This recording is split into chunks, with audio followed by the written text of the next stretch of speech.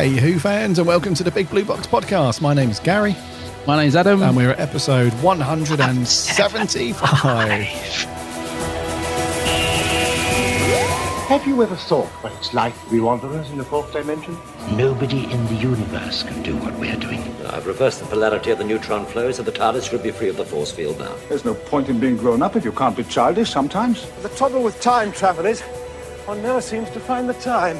Change, my dear, and it seems not a moment too soon. Unlimited rice pudding, etc., etc. I am the Doctor! Great men are forged in fire. It is the privilege of lesser men to light the flame. I'm the Doctor. This is Rose Tyler. She's my +1. Is that all right? That would be me. Hello, surprise! Boom, etc. I'm the Doctor. Do everything I tell you. Don't ask stupid questions. And don't wander off. I've got new kidneys! I don't like the colour.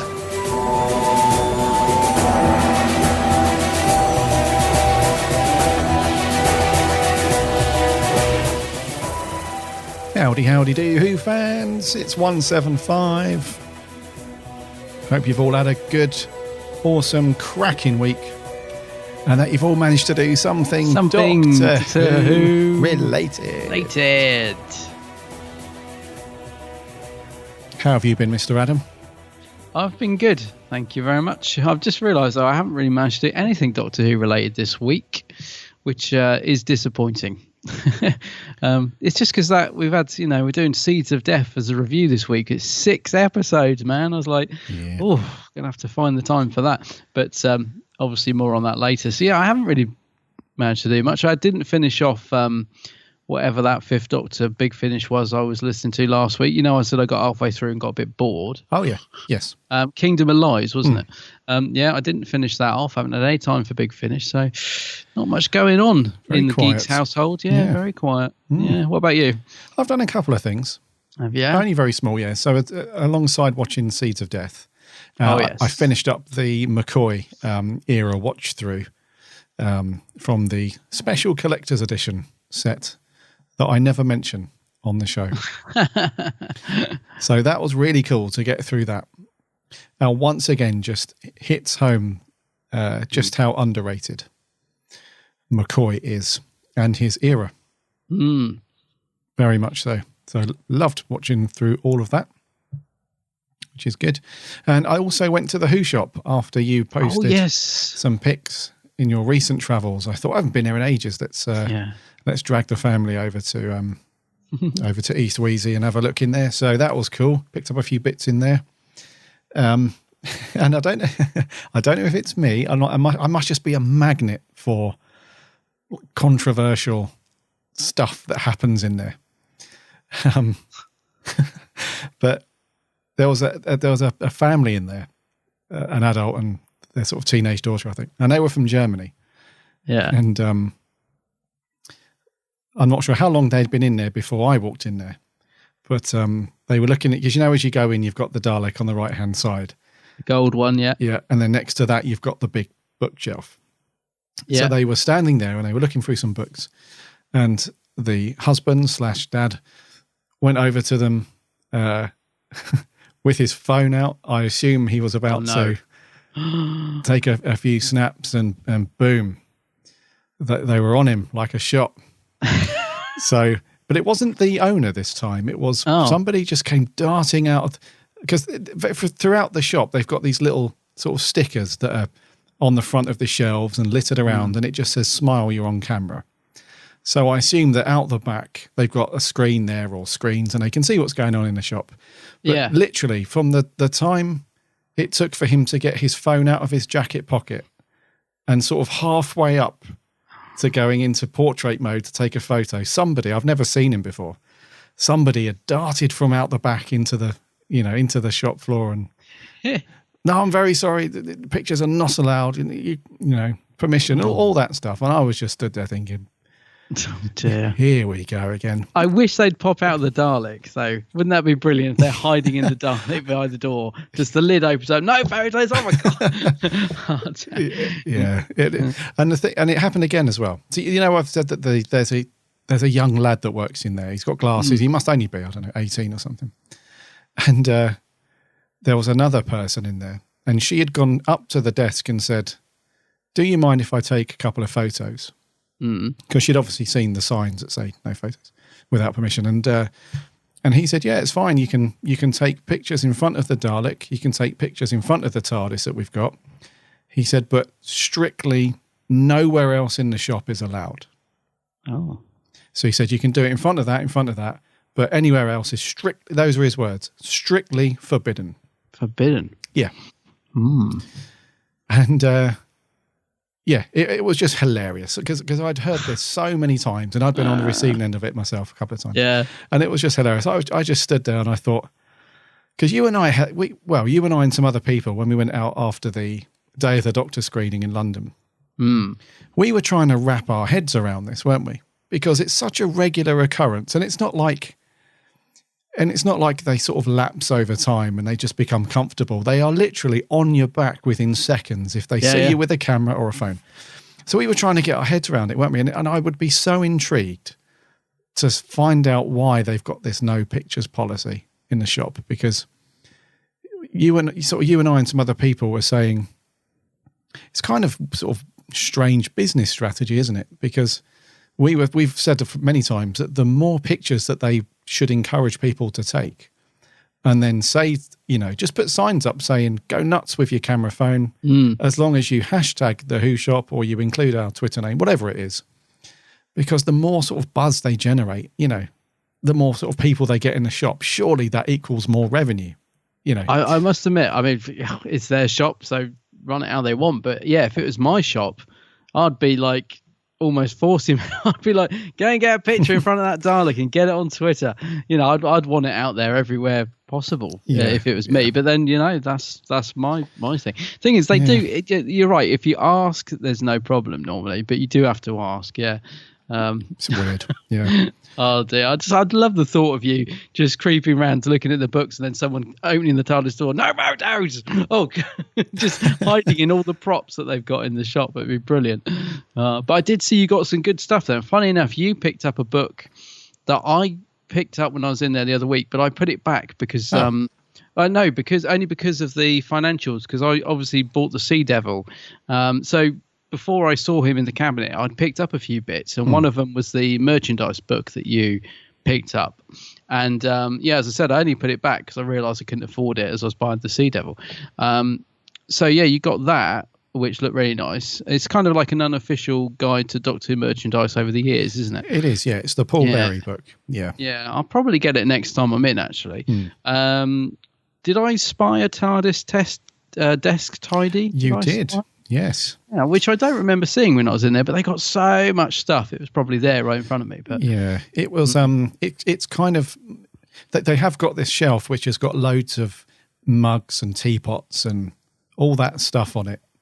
And because everything is in a very similar TARDIS designed box, it all morphs into one. So you do have to sort of forage around. They had a few boxed ones there, but I remember us talking about it.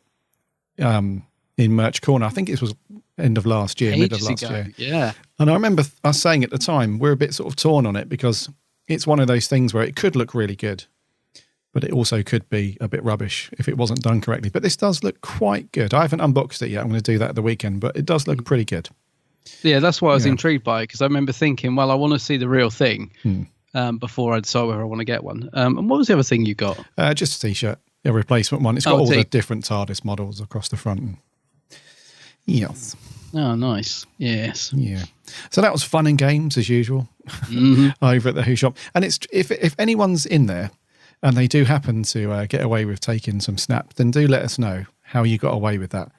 And if anybody who works at the Who Shop who happens to listen to this or whatever, please know that all these sort of funny stories, they're not in any way sort of intended to put any negative press towards the Who Shop or anything like that. It really isn't.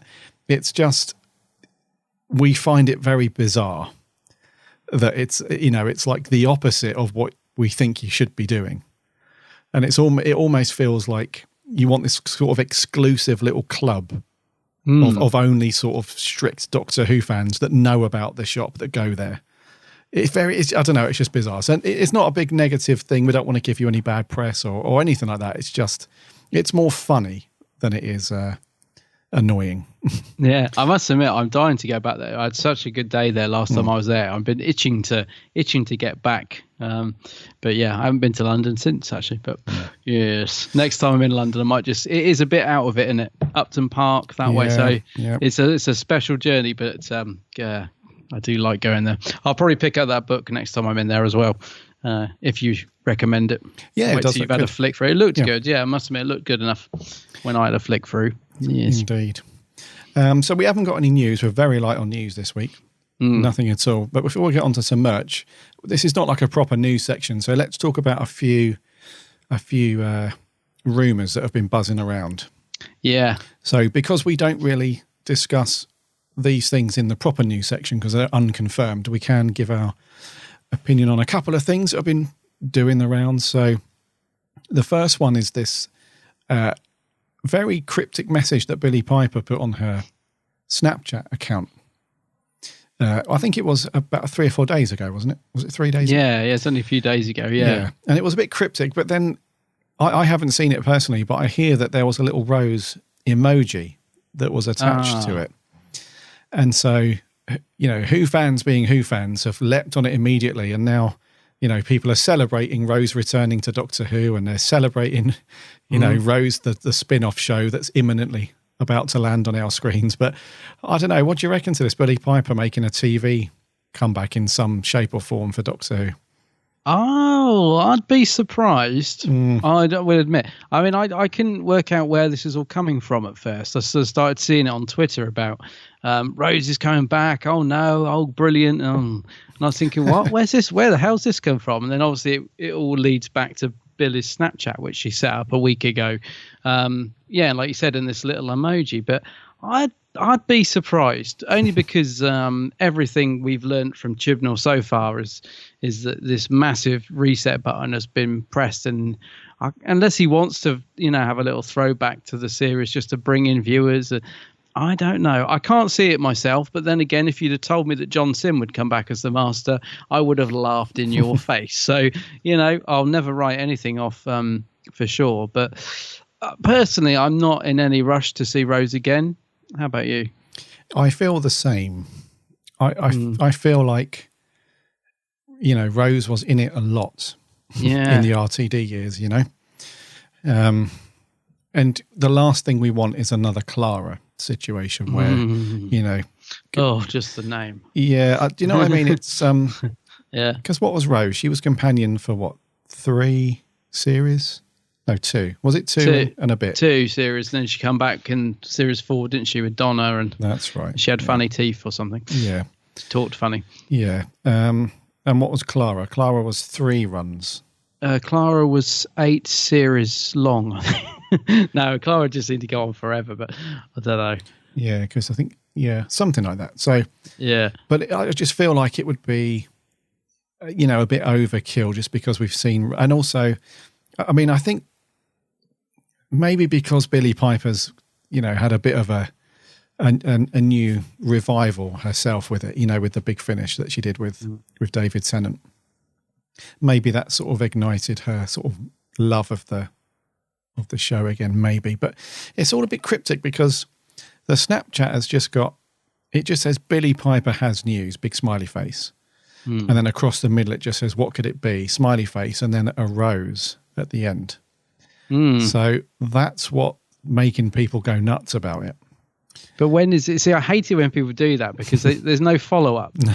So it's like we're talking a couple of days ago, and by the time this podcast's out, it'll be a few days. And, you know, like if you're going to announce something, limit announce it. Exactly, yeah. It's a bit of a... But I would say if it's anything Doctor Who related at all, it's probably Big Finish related. That's what I think. Yeah. I'd be more inclined to think it's Big Finish. There is part of me though, I've got this funny little gut feeling though, that it could be true. I don't know why. I think it's just because maybe it's the John Sim thing. It seems so unlikely, but then I just feel like it could actually happen. You mean as in a TV comeback? Yeah, I don't know. I've just got, like, I can't imagine it, but there's just this little gut instinct that maybe it could be true. I don't know. Right. Okay, I'll read you. But I'm not. Yeah, I don't know. If she comes back, fine. But yeah, I wouldn't be too worried if it turns out to be, Big Finish or Diary of a Cool Girl Series 8. Something different. Yeah, I would bet money on it being like a standalone sort of Rose Adventures thing with Big Finish. Could be. Yeah, it could be that. Yeah. So that's one thing that broke the internet for a while. Nothing concrete there yet. The other thing that's been doing the rounds is this rumor that the broadcasting slot might move to a Sunday evening instead of Saturday. Yeah. Now this is a strange one because they've tried this before, haven't they? Well, yeah, they've moved it around. Well, I gotta say, one thing I can't stand is when they don't keep the time slot the same. That really bugs me. Yeah. Because like, was it Series 8 where it kept moving? Or Series 9, wasn't it? It was 9. Yeah. Sometimes it was on at 6:45, and then it might be 7:30, and then it was really late at one point, 8:30. So you never know when it's on. So. Yeah, but they have messed around with the scheduling for Doctor Who quite a bit of late.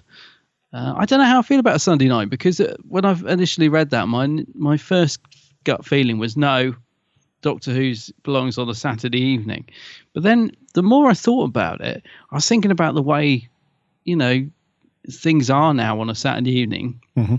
And how, people don't sit down together and watch TV anymore, particularly. And so I started to think maybe Sunday evening would be a good thing, because quite often, I go out on a Saturday or whatever, and I think about the times we've said, I'm going to miss it live this weekend, but I'll catch it on the iPlayer and stuff. Whereas very often, and it could just be me, but very often I'm in on a Sunday night because I've got work the next day, and all I do is sit and watch the TV on a Sunday night. So I'm thinking it might not be a bad thing, although my initial reaction was no, but then I think back to Peter Davison's era, when I always in my mind think that was on at the weekends, but it wasn't, was it? It used to be on a Tuesday and a Thursday, I think. Yeah, it's a week slot. Weekday slot. So there's nothing to say Doctor Who has to be on a Saturday lunchtime. Plus, it kind of gets lost, doesn't it, in between all the Strictly and X Factor and what's the other thing? It seems to get shoved around because it's not been prime time for a while. It's been shoved around in between or before those shows. Mm-hmm. And yes, I know X Factor's on the other side. I'm just saying, it's sort of against it. And so, maybe a Sunday evening might not be a bad shout. Indeed. It's an interesting one because, I think the idea behind it is because Strictly is the prime ratings puller. And the Beeb love it. They absolutely love Strictly. If any of our overseas listeners don't know what we're talking about, there's a very popular celebrity dancing show called Strictly Come Dancing, and it's the biggest ratings puller for the BBC when it's on. So everything else, including Doctor Who, has sort of got to play second fiddle to that. Yeah. And it gets sort of shoved around in and around Strictly, doesn't it? It's it's never gonna have any say on the creators are never going to say to the BBC bosses, you need to bump Strictly so we can get Doctor Who at a regular time. Never happen. It's never going to happen. So it kind of gets flung around a little bit. So me personally, I don't see any problem with moving it to a Sunday night at all. I think it would get a more stable time. I think it would have a regular time, and it wouldn't be on so late as well, because that was another criticism of the previous series, was that some of our younger viewers would, be, on their way to bed at some evenings when, 8:30, and then it wouldn't finish until gone 9 o'clock. So that was when some of the younger viewers would be off to bed, ready for school. Off to bed. I've got no problem at all with it being on a Sunday evening. If it was on at, say, I don't know, 6:30, 7 o'clock maybe on a Sunday evening. I was going to say 7 o'clock would be about right, I reckon. Perfect. On a Sunday. Yeah. Yeah. I know some people will have an issue with it. Of course, this is Doctor Who. So there's bound to be, half a dozen thousand fans who are strictly against it, and there'll be a petition on the government website and all that stuff. But I don't see a problem with it really, because you're taking away the big competition as well, especially like you said, when X Factor is on the other channel, Doctor Who doesn't get a look in. And And I think because the ratings have gone down slowly over the years, because of those other big programs that pull in all the numbers, it's why not give it its own little platform? I don't know if there's anything else on a Sunday night that would be a big. That's why I'm thinking. You got none of the soaps. You don't have soaps on a Sunday, do you? I don't watch them, so I'm questioning myself. But no, I mean, I can see it working. As I said, all of this is just rumor. So listeners, don't go taking this as gospel or start writing to the BBC just yet. It's all just rumor. But as I said, if it did come to fruition, then I can imagine it. Actually, the more I think about it, I quite like the thought of it. Like, the weekend's over, snuggle up, Doctor Who's on Monday the next day. I can see it. Yeah, see it working. Be good. Yes, it would. But just rumours. Just rumours. Just rumours, ladies and gentlemen. Yeah. Right. Yeah, we got no news. No. To speak we have got some good merch, though, haven't we? Yeah. Should we get him in? Come on, get him in. Merch corner. Merch corner. Merch corner. I don't know whether to be impressed or disgusted. It's a bit rubbish, but it's pretty. It's very pretty. First up, special edition is on the way, the first one of 2018. It is, of course, The Enemy of the World, special edition. Special edition, yeah. Yes. With a lovely new cover. Yes. Lee Binding has done his magic once more. Your old mate. You're always chatting to him on Twitter. You are, all right, Lee? All right, mate? He's a cool guy. Yeah, I know. He's a cool guy, yeah. And he's got skills with a Z where it concerns his artwork, especially for Doctor Who. It's amazing. And this cover looks really, really good. I like it. Really good. So when did this come out, the standard edition? Was it 2016? No. When did it come out? I thought it was quite a while ago now, actually. Am I thinking? Hold on, I'm thinking of a different one. Maybe this was quite a few years ago then. Was it 2015? I would have said 2012 or something like that. I'm going to Google it. Yeah. 2013. 2013, okay. Right. Yeah. So that's when this came out prior. Yeah. Standard one. So what's your opinion on these special edition versions then? What do you reckon? Well, I don't mind. I mean, I was getting quite annoyed today looking at Twitter because what happened is, as usual, BBC Worldwide seemed to have really lost the plot of late. So, we used to get advance. It's really funny because even the official Doctor Who online Twitter page was slagging off BBC Worldwide last night. I was thinking, okay, so if they're prepared to say it, then we know there's trouble. So what happened was, rather than letting us know and put a proper announcement, it just suddenly appears on Amazon. So there's no fanfare, no big announcement. It's just, by the way, throwing this out there in a couple of weeks. So it appeared on Amazon, and obviously someone's picked up on it, and then it's suddenly all over Twitter. And as I said, the official Doctor Who online page have now put up the special features for it and stuff. And amazingly, it had a cover already there, because normally they just have the artwork coming soon. For me, mate, I have no problem with this. And the reason I was getting annoyed with what I was reading on Twitter is because when Enemy of the World came out in 2013, it had just been discovered. They remastered it. They put it straight out. Right now, obviously, as soon as that happened, people were like, "Oh well, I expect they'll do a special edition at some point. I really hope they do." And here we are, 5 years later. So they've it's been out for 5 years. So if you wanted it as a vanilla release or you couldn't wait, they've put it out. Now they've done a special edition with loads of extra nice features, which we'll get onto in just a second. Everyone's moaning. Oh, greedy old BBC. Oh, I'm not buying it again. Oh, no. And I'm thinking, well, everybody wanted it with special edition. Now you're getting it. You don't want it. You're saying the BBC. If the BBC hadn't have put it out when it got discovered, you'd all be moaning that they was keeping it and, when are you going to release it? And, exactly. I just think, God, it just really annoys me how this moaning fandom that we get nowadays, and I know I'm now a part of it because I'm moaning, but it really annoys me because it's been out for 5 years. I don't see anything wrong personally, and by all means, disagree with me, mate, if you do, but I don't see anything wrong with the fact that they're putting out a special edition of something that originally had no special features. And I love the cover. I think it's really, really nice by Lean Binding. The special features, should we just rattle through them? What have we got on there? Yeah, so we've got the restoration team have said that since 2013, they've sort of made advances in the tech for cleanup of video stuff. So they've gone through every episode and every frame, and they've used this sort of updated technology that they didn't have 5 years ago to make sure it looks, even better than the first restoration, which is good. They've got Lost and Found. So this is a Toby Haydock feature where he sort of goes on the treasure hunt, it says here, so we can find out everything about the production. Cool. So that includes interviews with Fraser Hines and David Troughton and all that stuff. Recovering the Past, The Search for the Enemy of the World. So that's a new interview with one of your favourite people, Phil the only Morris. person to block me on Twitter. Yeah, Phil Morris, about how he tracked down the last copy from Africa and so on.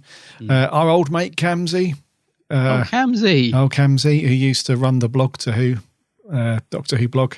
He's doing a feature on remembering Deborah Watling.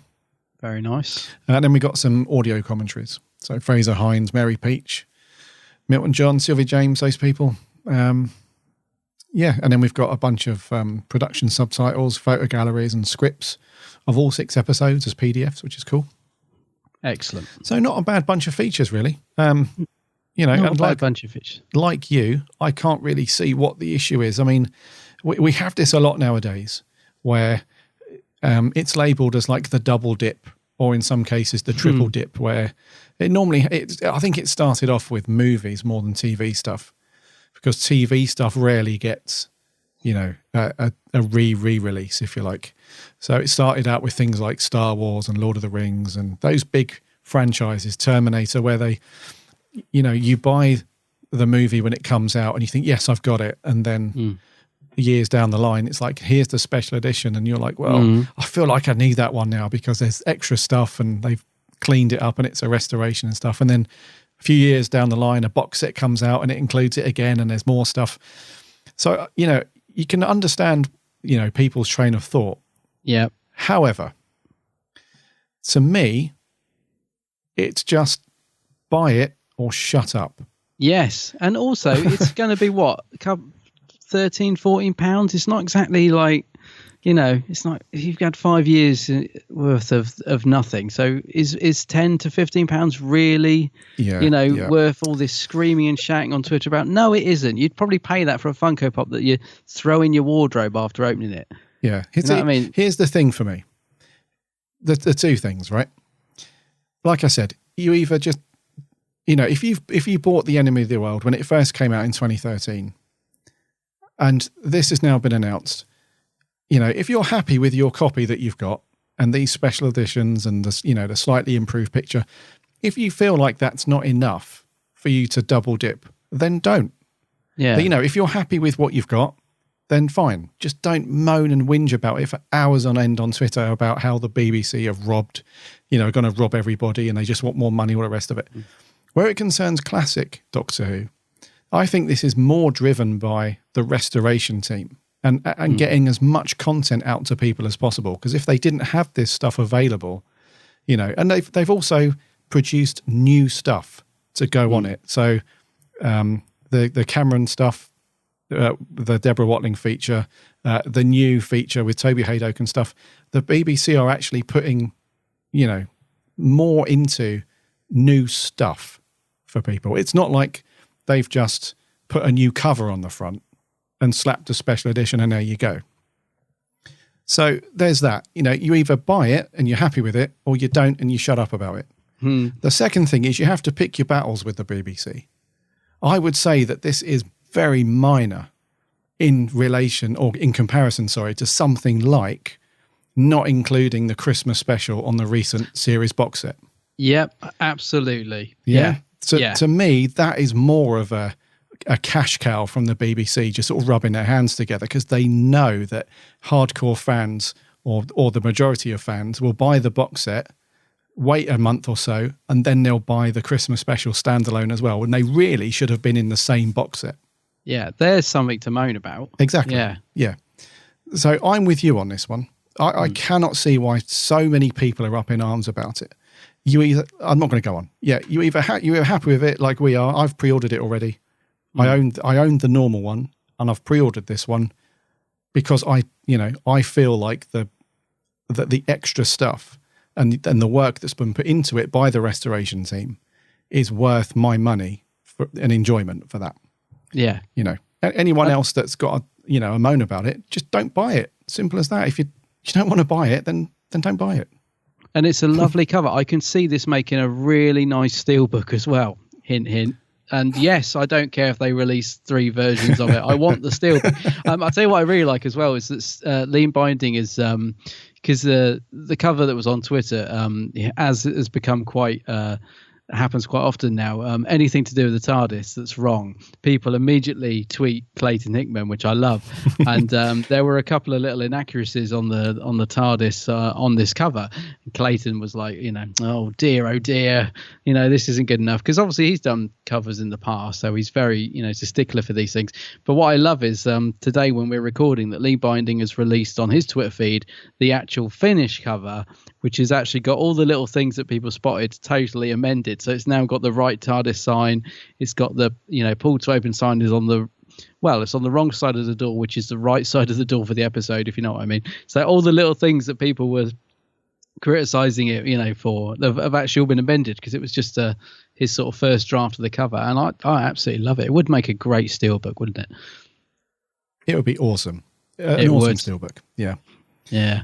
But then again, we're, if they do that, everyone's going to kick off again. I'm just like, I don't know. I'm sorry to go on a rant. It's just that sometimes fandom, it just it annoys me how we just can't be happy for something. Like, you're getting something new. Like you say, if you don't want it, don't buy it. I'll be buying it immediately, every version they release. Right, moving on. Talking about Funko Pops, actually, there is a new one out on its way, although it's one of these Comic Con exclusives ones. So Emerald City Comic Con are getting the Amy Pond police uniform Funko Pop figure, which appeared on the back of, it was the first Doctor Pop that came out last year, wasn't it? She was on the back of it. That's right. Much to the surprise of many people. So yeah, this is coming out. Obviously it'll be an exclusive to begin with, and then whatever stock they've got left or whatever then gets distributed. So it'll probably end up being available to get in the UK at some point, normally from our very good friends at Forbidden Planet. But yeah, at the minute it's just the Emerald City exclusive. So these normally go out for about $14.99, don't they, when they finally make their way over this side of the pond? Yeah, something like that. No intended. But what do you think of this, mate? Can I be honest with you? Yeah, of course. I have absolutely no interest in this figure whatsoever. Maybe 4 or 5 years ago I might have, but this does nothing for me. So it's Amy Pond in a police uniform from the 11th Hour, isn't it? That's only that episode she wore it, isn't it? Yeah, I think so. Yeah. Yeah. What about you, mate? Is this going to end up on your shelf? No. Not even as a sort of rare exclusive. I'm just, I know a lot of, I shouldn't, sorry, I'm probably being very negative. I know a lot of people will like this. I remember when it popped up on the back of the box, there was a bit of a buzz about it, so fair play. Yeah, I mean, if Amy Pond fans out there will probably love this, and, fair play. Go and pick it up. I imagine it will go on pre-order for forbiddenplanet.co.uk and .com around the same time. So just keep your ear to the ground, and it will be up there probably at some point. When's this? So this is very soon, I suppose, over in the US. I don't know when Ssseeedssss is. No, I've never heard of it till now, actually. Emerald City, whatever it is, yeah. So yeah, imagine probably 2 or 3 months after that it'll be over here. So we'll let you know when it's up. But no, it's a cool little Funko. It's just not something that we particularly are after. Moving on, last bit of merch. Actually, no, second to last bit of merch. This is one that will be great for Doctor Who fans with children. And it's one of those very cool little children's books. And when I say children, it's like aimed at very, very young children. So, you know, those books that you see in Waterstones or whatever, there you go over to the kids section and it's for like really small preschool little kids. And this is like a learning to count kind of book. But it's learning to count in sort of Doctor Who style. So the kind of synopsis around this is it's learn your 1, 2, 3s across the stars with the help of the Doctor and his friends. And it goes on 1 Doctor, 2 Hearts, 3 Knocks, 4 Daleks, etc. It's a Doctor Who counting book with a timey-wimey twist on every page, featuring Doctors, companions and monsters, both past and present. Kids of all ages will love this Doctor Who numbers book. In the wonderful style of T is for TARDIS. This includes stunning original illustrations in a retro style on every page. So what do you reckon, mate? If I had very young kids, I'd be all over it. I think it's lovely. Great, I really do. I mean, I haven't got kids, but no, I can imagine. My mum's a school teacher, so yeah, would just love the thought of having this in a school, if you know what I mean, something Doctor Who related to this sort of age group. Yeah, no, I think it's a really nice idea, actually. And although this is not the finished cover that we're looking at, I can get the sort of style of the book. So I think it looks very nice, yeah. It looks really good. And it's not out until, when is it? August. But you can pre-order it. At the moment, it's up for $7.99, but it'll probably be a $5 when it comes out. More than likely. Yes. And finally, in the merch news, what's better than something free? We like free things, and these are quite nice, actually. So the Doctor Appreciation Society have got 2 new e-magazines available, so basically they're like PDFs. The first one is a 2018 Celestial Toy Room Annual. Love the artwork on this, actually. It's really, I don't know who's done it, but it's really, really nice. Obviously, it centres around the 12th Doctor. His era gives articles on every 12th Doctor story, as well as Torchwood and the Fires of Pompeii. So that's quite good. Sounds like they've sort of rounded up all the bits that Capaldi was in. And as I said, it's available as a free download from the Doctor Appreciation Society webpage. And also, they've put available the 2017 annual, which is all about the 7th Doctor era, which we love. Yes. So that's good as well. I'm just clicking on the link, actually, to have a look at it. Very different style of cover on that one. More of a sort of comic book style. But yeah, that looks nice as well. So if you want to download those for free, just head over to DWAS, W-A-S, dwasonline.co.uk, and you can get those for free. And they look really nice. They look really good. And they've got 2 versions of the PDF as well, which is very nice of them. So you've got the single page if you want to look at it on your tablet or your phone, or they've got the double page spread, so for widescreens or computer monitors, whatever. So very, very good. It looks awesome. Yeah, nice. I'll be picking those up for sure. I think that's going to do for, we are. We're done for merch. That's it. We're done. Right. That's a lot. Review time. Adam, Jamie. We've got to do that. Sorry. Yes, Gary. Oh God, that's hurt my throat. You're too good at that. Yeah, but is it an ice warrior or is it a sea devil? Because I don't seem to distinguish the two.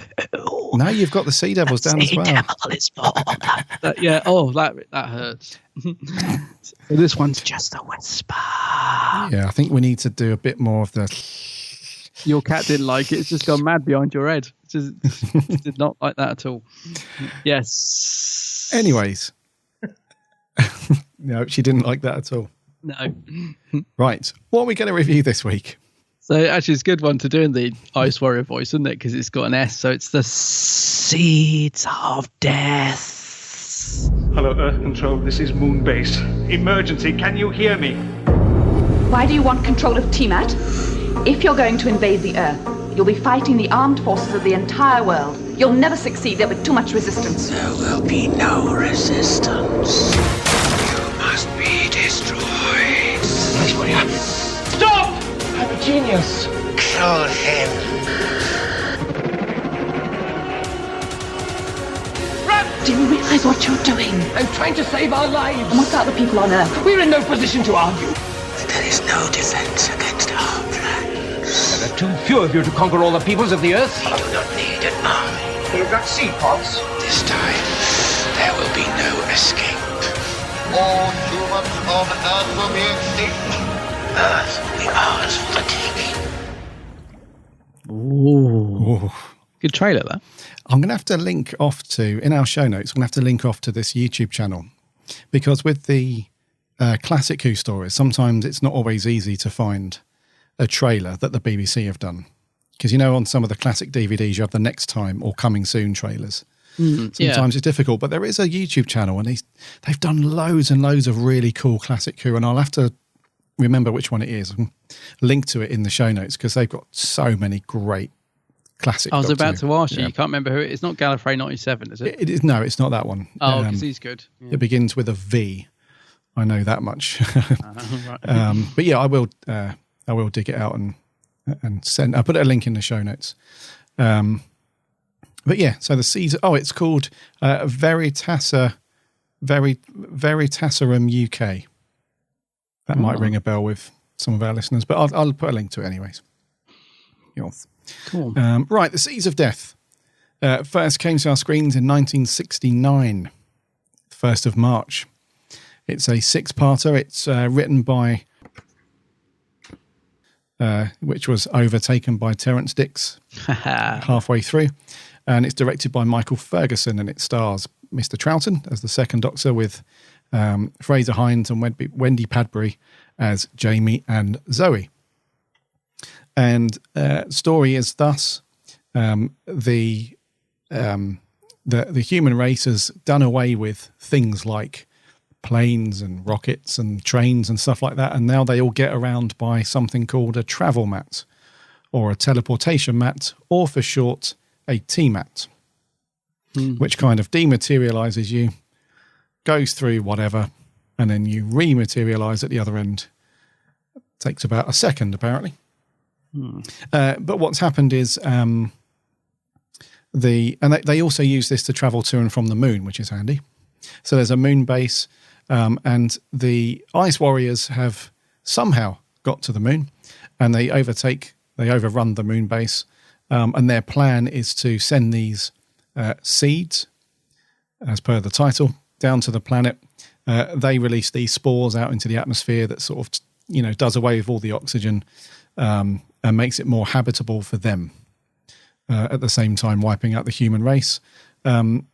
They've disabled the T-mat up on the moon base, so as the Doctor and Jamie and Zoe get involved, they have to rope in the skills of this old scientist dude and build an old-fashioned rocket, go to the moon, do away with the Ice Warriors, which they don't find out are Ice Warriors until they're sort of halfway there.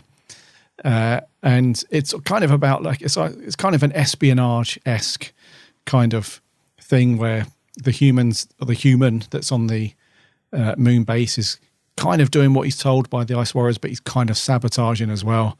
And so it's all about this, sort of race against time to, do away with the Ice Warriors before the fleet turns up and conquers Earth, and so on. That's kind of the story overall. That's it. And yeah. How did you do this one? I think you did tell me earlier before we started recording. You did this as like 2, 1, 1, 2 or something. Yeah, I spread it out a bit because it's a 6-parter. And I thought it might be good. I thought I'll just stick a couple on and see how I go. Yeah, I think I did it in blocks of 2. So 2, 2, 2.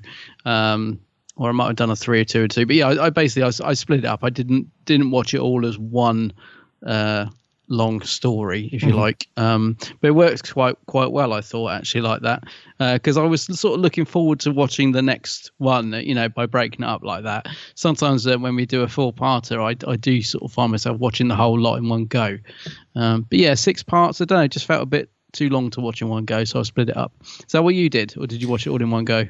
No, I did split it up. I watched the first 4 together yesterday or last night, and then I watched the final 2 this morning. Yeah, okay. Yeah. So that wasn't too bad. So what's your opinion on this one overall, buddy? Overall, I thought it was very good, actually. It's bizarre because obviously I've watched this before because I bought it when it came out, but it almost felt like I was watching a newly discovered classic. I don't know. I didn't remember any of it. Normally if I put on a Doctor Who DVD, I'm sat there and I could probably,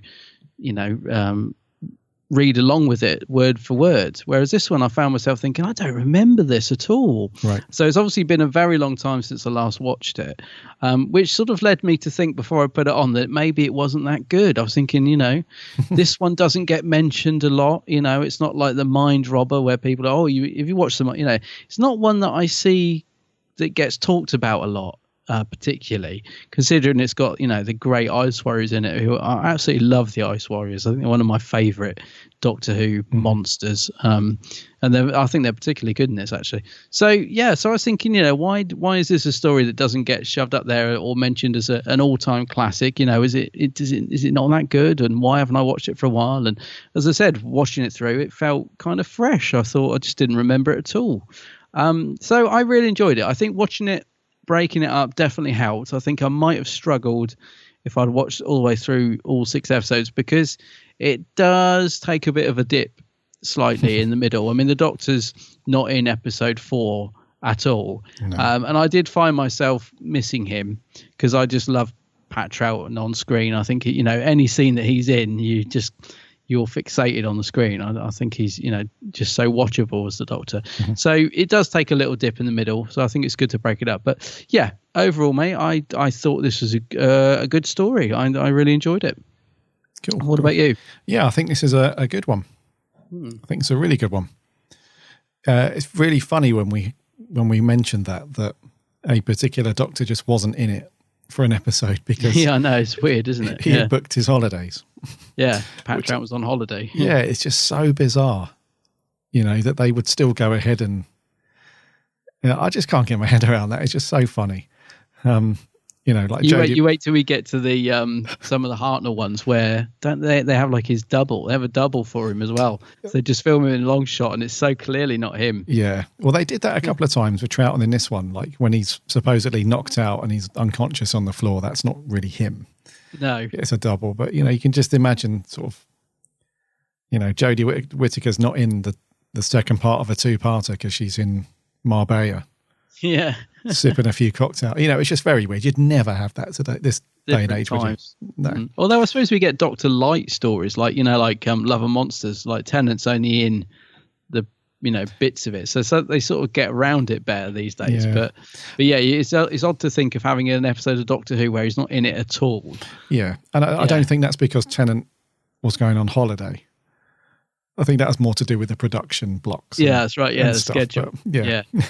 So yeah, I mean, it's a very good, it's a very good sort of suspenseful story. Yeah, because there is a lot of sort of creeping around and trying to evade capture, and there's, you know, will things work and will they won't. The thing I liked about it was there's no sort of guarantee on anything. And it all sort of starts with when they land in what they think is this old museum, but it turns out to be this guy's sort of own personal collection of stuff. I guess a museum, I suppose. And, you know, he's very much sort of pro old school rockets, and, yeah, you know, he doesn't like that the world relies on the TMAT because the world's sort of a slave to this new transportation system because, you know, via that's how they get sort of food supplies around the world. And, you know, so when it breaks down, sort of society starts to break down as well because these countries that need all the supplies are not getting it. And so he's very much like, you know, we can't rely on this. And so, but even so, when they go ahead with his plan, or very reluctantly with his plan, he's like, it's not going to work, you know, there's too many problems and stuff. And then the sort of little contraptions that they build on the moon base, you know, like when one of the technicians sort of hides out in a room for a little while, and he builds this contraption that sort of blasts the Ice Warrior with heat and stuff. Oh, yeah. That's just all cobbled together with stuff that's in the storeroom, you know. And then the Doctor builds his own version with the 2 big light bulb things. And I love that, yeah. Yeah, so I like the fact that they're, you know, they're sort of relying on their sort of intellect and sort of old school, you know, tinkering with things. You know, it's you know, Pertwee did a lot of that in his era, you know, where he's like building and tinkering with things and polarity reversal, you know, all that stuff. So it's very cool when Doctor Who does that. I loved that part of the story as well. The fact that because it's something I can imagine, it's something we do all the time, isn't it? As human beings, we leave, that's old hat You know, we don't need that anymore. Yeah. But you've always got somebody who still likes it. You know, like the Professor, what's his name? Eldred, isn't it? Yeah. Eldred. I kept thinking of Eldred's hand. Eldred. Yeah, Professor Eldred. But I like that because he's never let go of. He loves rockets. He likes the old style of doing things, and he's sort of up until this point been, you know, that's yesterday's news. But they have to go back and say to him, Professor, can we borrow your rocket? And I thought, I love that because, you know, that's me. That is that person. That's somebody telling me that DVDs are outdated and like, oh, what, you're buying Enemy of the World on DVD? Well, I'm getting it on digital download. Oh, are you? Well, what happens when all the digital downloads get wiped? What are you going to do then? You know, so I like that part of the story that, you know, that professor they had to go back to and sort of eat their words a little bit because that's the sort of thing I can imagine happening in real life. Absolutely. Yeah. Yeah. And it's cool that the Doctor's very interested in him. And, you know, love that bit. Yeah. So the Doctor's not fussed either way. He's like, T-Mat, whatever. You can tell that, like, you know, he's seen it or he's seen, you know, far more advanced stuff than that. So he's just like, but he's more interested in the rocket, you know, contraption and all that stuff. So, yeah, I really like the story. It builds up nice. It does take a dip, I must admit, around episodes 4 and 5. They do sort of dip down a little bit, as you say. But overall, it's a great watch. And, I like the fact that it's not, like I said, there's no guarantees. Nothing's clear cut because the Ice Warriors are quite threatening in this, you know. They are, yeah. You know, they mean business. You know, they're killing people right from the off. So they mean business. And even when the humans, they send in like the guards and security forces and stuff, you know, they've got nothing on the Ice Warriors. They just get wiped out as well. So, you know, it's good that they have to rely on other stuff to get the job done. It's good. That sound the Ice Warrior gun makes when it shoots people as well, I love it. It goes right through me. Did it you? Yes. When that sound effect, brilliant. Because they sort of do this very simple effect with, I assume, a mirror or something every time someone gets shot. But with the sound effect, it's brilliant. It's so simple, but really sort of works. You're like, uh-oh, he's got it. You know, although I was a little bit confused. Is it the cliffhanger when it looks like the Ice Warrior shoots Zoe, but then the sort of cliffhanger, because I thought that's where it'd end, but then it sort of carries on. And I assume that he sort of shot at her and missed or something, because it sort of didn't end where it naturally felt like it should. She then carries on and he just keeps walking towards her, I think, or something. But yeah, they are menacing, I think, in this. I do love the Ice Warriors. I think they're, you know, they are creepy in this, although they're very easy to hide from, I notice. There's a couple of scenes, isn't there, where they're like running away from it and they literally hide behind the wall, and poor old Ice Warrior just sort of walks in, looks around, nothing to see here, and then walks off. So probably a set design more than anything, I should think. Yeah, I agree. There was a couple of times where it was quite convenient for the Ice Warriors to find them versus other times where there was one scene where Jamie and Zoe go into the weather station. Yes, I know, yeah. And they hide behind a glass wall. Yeah. And the Ice Warrior standing a few feet away. And so, I mean, that's one of those things where it's like, it's not, you know, of course, you know, he can see them through the glass. But, you know, we just have to go with that bit. Yeah. You do have to. Because it's Doctor Who, after all. You do have to, at times, just go with that. I was going to say, it feels to me as well, like, I was thinking about this towards the end more than anything, but it feels to me like there's quite a few Ice Warriors there, but in actual fact, there's only 2 and the main, so there's like 2 Ice Warriors in there, and then the main, what's the main Ice Warrior called? It's sort of got the different mask. Oh, that's Slar. Yeah, Slar. Slar, sorry, yeah, Slar. So it's only really him and a few others, but to me, it doesn't feel like that. It feels almost like, you can imagine there's like an army on that base. I think because when they start coming down, there's like one roaming Hampstead Heath and stuff. I don't know, it feels like there's more of them than there actually is. Yeah, so there was 3 plus the general person. Yeah. And yeah, it feels like there is more. So it feels like a proper threat there, doesn't it? Yeah. And that's when you have a small amount of monsters in Doctor Who, and you make them, you know, a lot more, you know, more powerful than the humans. That's when Doctor Who can be quite sinister and quite suspenseful.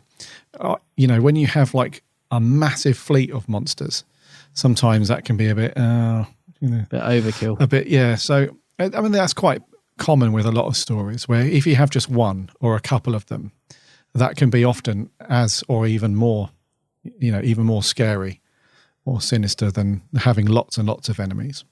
And I think the voice as well really adds to it. This whisper. I know I keep taking the mickey out of it, but it's because I love doing it. But I was thinking while watching it as well, like the three monsters that I absolutely adore in Doctor Who actually have very similar voices. So the Sea Devils, the Ice Warriors, and the Zygons all kind of whisper and do that sort of very low key, rather than like Omega, who's just bellowing and ripping his throat out. So I was thinking that's quite interesting, because it is very menacing when they're talking in this. It adds to a level of the the sort of suspense, I think. So yeah, something to be said for Brian Blessed wouldn't agree, but something to be said for sort of toning it down a bit. Yeah, and they are like that as well. They never even the scene towards the end where the Doctor tells Slar that they faked the homing signal with a satellite, so your fleet is now see you later.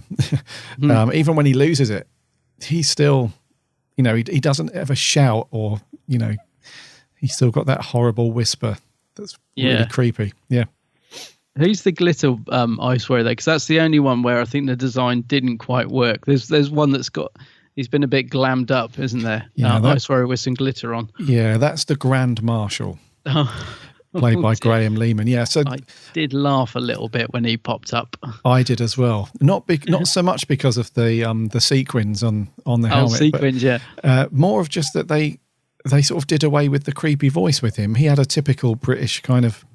Oh, yes, he did. That's really weird. I didn't think about that until just now. Yeah, that's true. I thought I think I was too distracted by the sequence to notice, but I knew there was something about him that I was like, oh, well, he hasn't got the sort of the threat of the others. He's a bit silly. Yeah, but yeah, his voice was different, wasn't it? Yeah. Yeah, he looked fabulous. He looked fabulous. But the voice was just not there, was it? So he looked more like the caretaker. They just sort of wandered out a bit drunk from the cupboard, and just sort of wonder what's going on, rather than so I think they could have done him as the Grand Marshal a little bit more sort of authoritative, because Slar sounds a lot more in charge and a bit more scary. So I wouldn't mess with Slar. I'll be honest with you, I would not mess with him. If I walked in the room and he's in there, I'd be like, ooh, this guy means business. I'll tell you what, the makeup was really good for him. Yeah, I thought so. Yeah, for some of the close-ups of his face, all of the different sort of reptilian, sort of like a crocodile skin, kind of how it's made up of like sort of jagged pieces. Yeah, how they applied it around his mouth as well, and the jagged teeth and stuff. He looked really good for its time. Yeah, I thought so. I thought he looked really good. Yeah, the helmets and stuff. Like the eyepieces and the helmets and stuff, they obviously look a bit Blue Peter-ish, but the makeup itself was... Because there is a lot of close-ups, isn't there? Considering, like you said, that at times perhaps a little bit Blue Peter-ish, but yeah, we do get to see very close-up of those masks. I kept thinking of that one that they recently discovered. Do you remember we did a news article on it recently? It kind of decayed because it had been kept... in storage. Oh, yeah. I can't remember who found it now. And they'd done their best to restore it. I don't think it was Slar, but it, the eyes and everything, and just goes, they were made obviously on a budget, so it's amazing it survived. But I kept thinking of that all the way through this. Oh, yes, because it's like worlds apart, isn't it? When you go from looking at this, where although you get to see lots of close-ups, that because of that it highlights the kind of roughness of the build of the stuff. But then when you saw the when they found that original helmet and so on, you do think to yourself, oh, I love old Doctor Who in black and white, but this bright green with the orange eyepieces just makes them look, really cool. Yeah, definitely. Yeah, I love the design. Yeah. So what did you think to the direction and pacing and editing and stuff? Because I actually quite liked the direction in this one. I thought it was really good. really, like right from the outset, you have these really, because although it's like a typical classically directed style, where we see a lot of this, even right into even some of Tom Baker, so right from the beginning, right through to maybe Tom Baker's era, where we have the usual sort of static camera on one set and then it sort of pans between, and there's not much going. It did have an element of that, but what I really liked was that they played with camera angles and focus. So there was right from the very beginning, like where the camera comes around the moon, the model of the moon. Oh, that's lovely, yeah.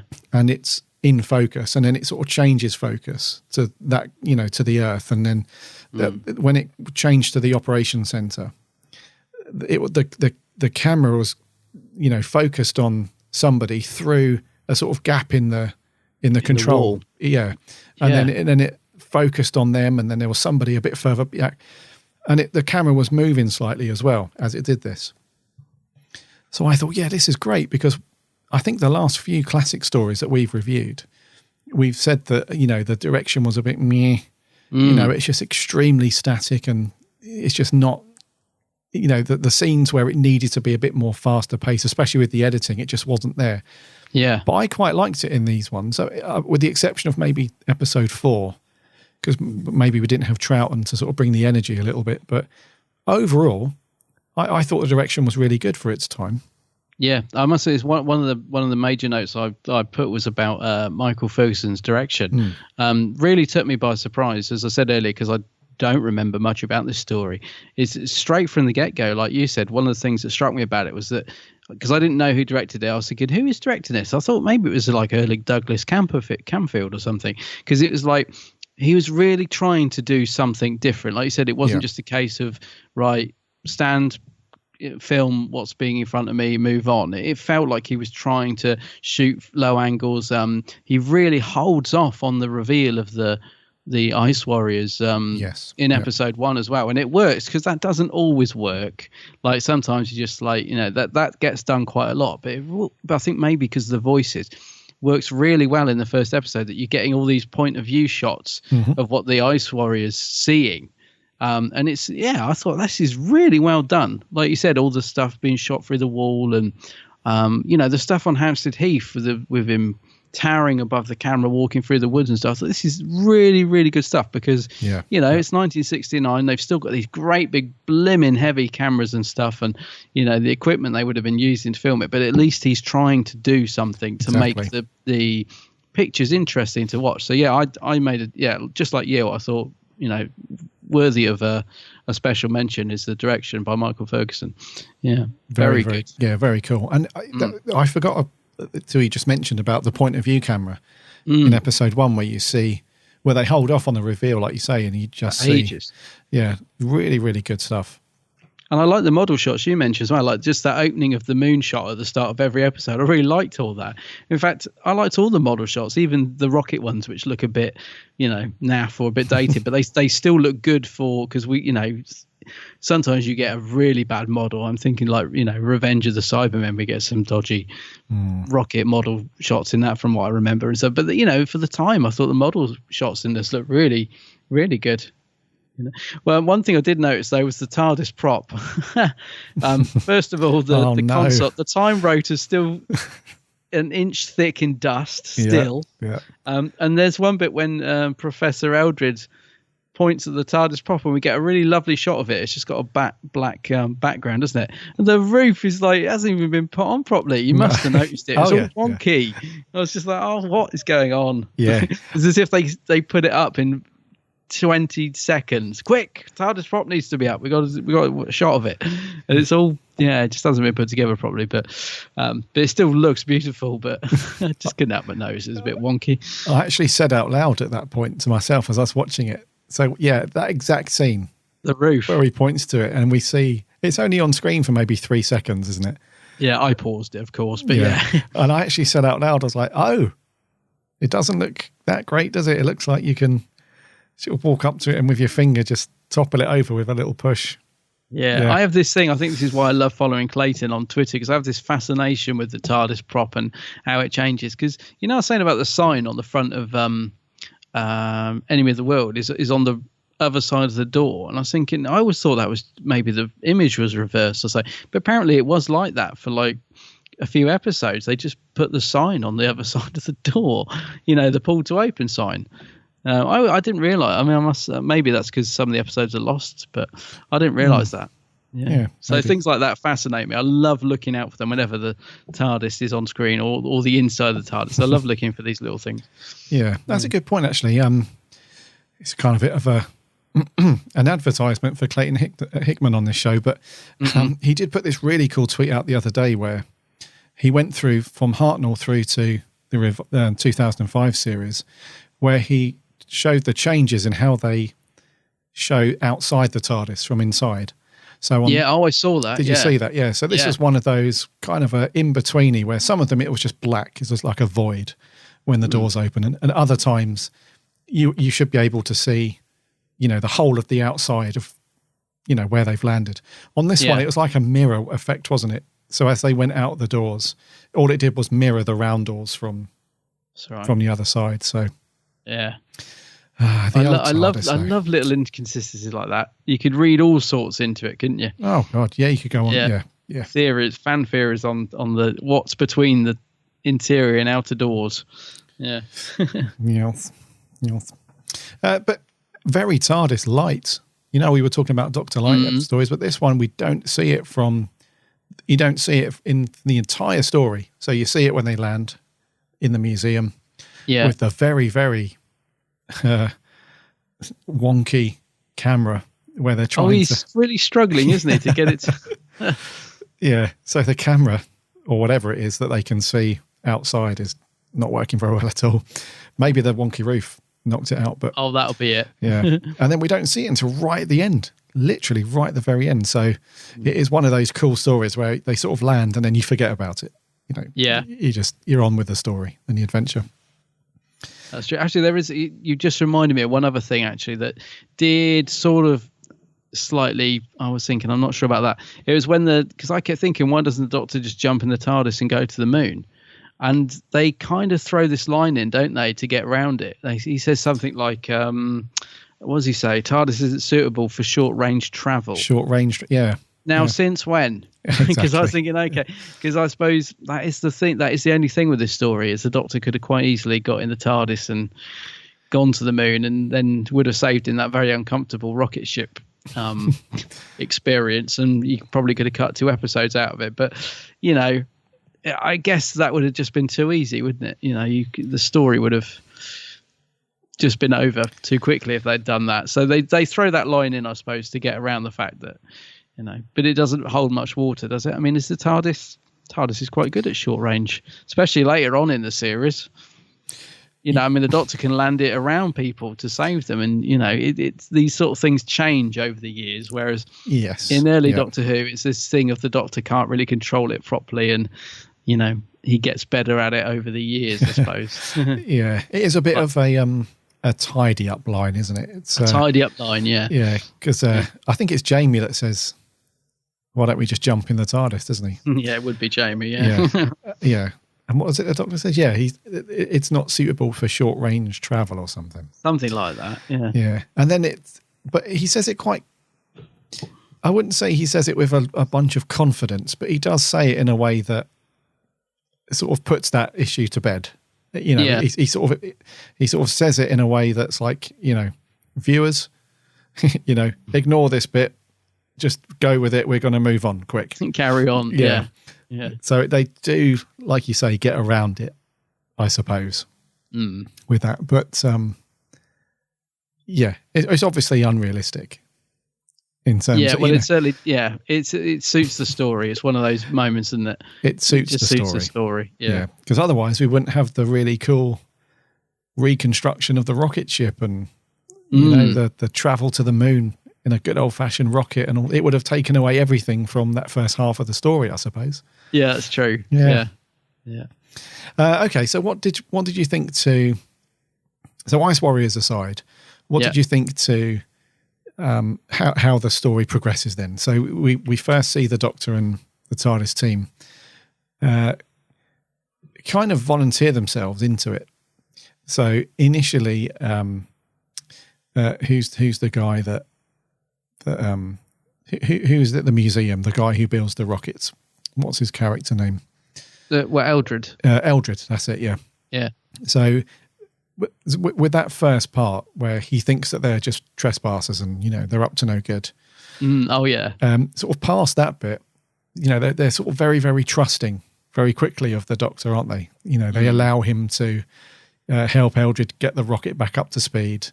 Without even a second question or anything, they allow him to pilot the rocket. Yeah, that's true. Up to the moon with the companions that, even though they're very skeptical of Jamie, because they're like, well, this guy doesn't know anything. We're not going to let him up there, but they still do anyway. And then they allow him back and they allow him to the weather station. So, the Ice Warriors aside, it's quite a good A to B to C, back to A again sort of story. I was going to say, just as I was starting to think, it's taking a dip in that episode 4, because it does rely very much on those same sets of the first 4 episodes. So as I said, I was enjoying it, but just as it's starting to take a dip, and I was thinking, hopefully they can pick it up a bit in the next 2 episodes. They do, because they bring in like the stuff on Hampstead Heath, and the Ice Warriors start dropping their seeds of death, and then we get all the foam and that the stuff with the Doctor going in and falling over through the door and all that. So what I mean, they managed to pick it up very nicely, I think, in the last 2 episodes. But yeah, I must admit, episode 4 I was starting to worry, because we do, like you said, it's very much A to B to C, back to B, back to A, back to starting to feel a little bit repetitive by episode 4, but then it does take a nice change of direction in terms of the locations. So that's, as I said, it does pick up again, which is nice, just when it needs it, I think. Yeah, and I think that's partially a trait of the Troughton era, where there are a few stories, and unfortunately with the missing ones we can't comment, but there are a few stories where it's very much a capture and escape.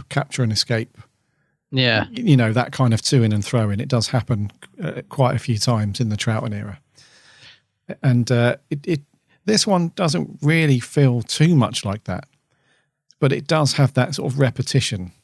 I know what you mean. It does have that. The Ice Warriors have said, right, we're going to do this, so you need to repair this circuit board or whatever, so we can accomplish this. And then there's like a little sabotage moment where they either go off and construct something, or the person doing it.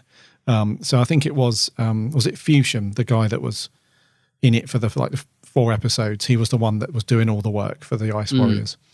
But then he was sort of slowly sabotaging and stuff. But you had that, happening quite a few times throughout the bulk of the middle part. But I didn't really mind it too much. I don't know about you. It didn't really...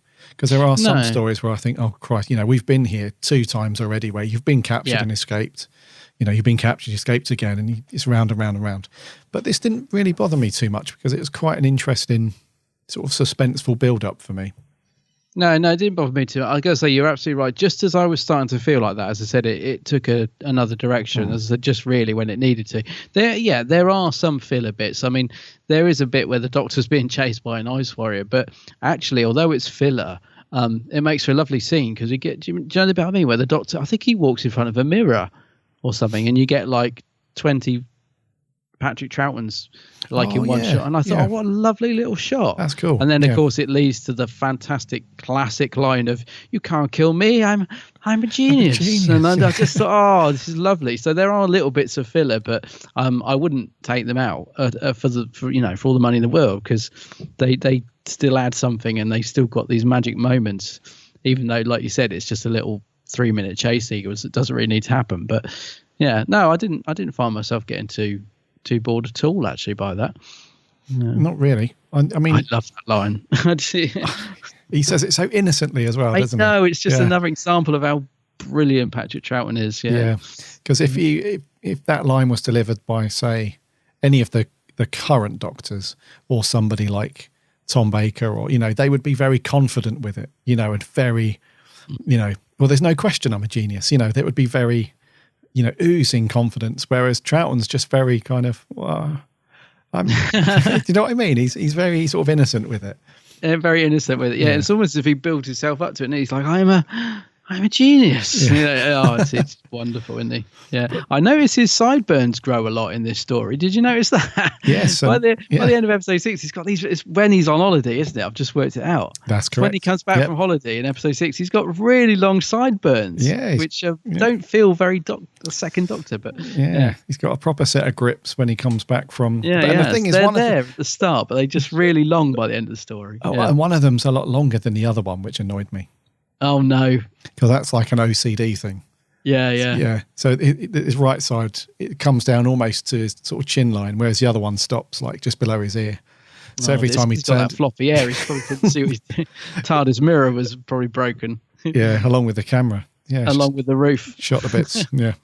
Every time he turned his head, I was like, "Oh, go and trim that up, will you?" So it matches the other one. See, as men with beards, we can appreciate stuff like that, can't we? Absolutely. Yes. The difficult is, yeah. Some more story stuff then before we just touch on some characters. Did you think that the, when the seeds were sent down when the TMAT was working, they sent the seeds down to these major cities in the Northern Hemisphere with the intention of changing the atmosphere of the planet. Did you think that worked? Did you think that could have worked well enough on its own? Or did we also need like the big bubble bathy, foamy thing that was all over the place as well? It probably could have worked on its own, but there is, of course, that scene where poor old Pat goes flying over through the door and Wendy can't stop laughing, can she? It's so obvious. I love that bit though. So yeah, it didn't need it, but I'm glad it's there.